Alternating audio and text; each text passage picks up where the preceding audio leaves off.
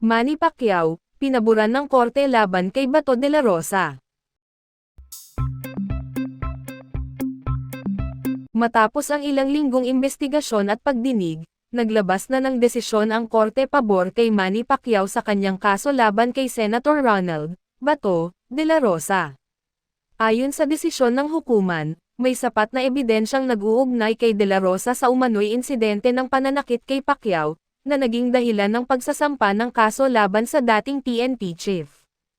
Sa desisyon, sinabi ng korte na ang testimonya ni Pacquiao, suportado ng video footage at iba pang ebidensya, ay sapat upang patunayan ang kaugnayan ni de la Rosa sa mga pulis na nagsagawa ng pambubugbog. Ang batas ay pantay para sa lahat, at walang sinuman, gaano man kataas ang posisyon, ang exempted dito, pahayag ng hukom. Dagdag pa nito, ang desisyon ay isang mahalagang hakbang upang ipakita na ang hustisya ay maaaring makamtan kahit ng mga kilalang personalidad na naging biktima ng pang-aabuso.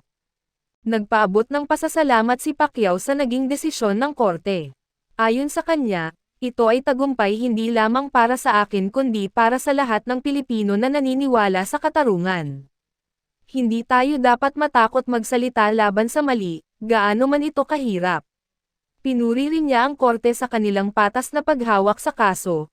Aniya, salamat sa ating mga hukom na hindi nagpadala sa impluwensya ng posisyon o kapangyarihan. Samantala, mariin pa ring pinabulaanan ni de la Rosa ang akusasyon laban sa kanya. Ayon sa kanyang kampo, maghahain sila ng apela sa mas mataas na korte upang baliktarin ang desisyon. Naniniwala kami na may mga kakulangan sa proseso, at patuloy naming ipaglalaban ang aming panig, pahayag ng abogado ni de la Rosa. Ang desisyon ng korte ay naging usap-usapan sa publiko, kung saan maraming netizens ang nagpahayag ng suporta kay Pacquiao. Ayon sa kanila, ang tagumpay na ito ay nagpapakita na walang sino man ang nasa itaas ng batas. Gayunpaman, may ilan ding naniniwala na ang kaso ay posibleng may halong politikal na motibo. Sa kabila ng mga tanong, ang naging resulta ng kaso ay isang mahalagang paalala sa lahat na ang hustisya ay maaaring maabot ng bawat isa, anuman ang kanilang estado sa buhay.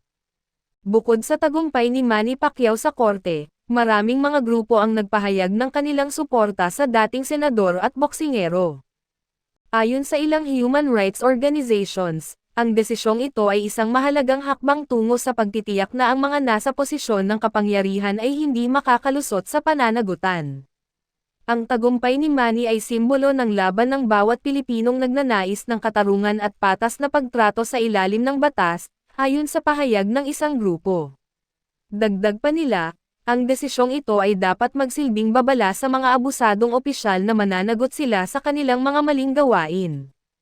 Samantala, nagpahayag din ang ilang senador ng kanilang opinyon ukol sa kontrobersya.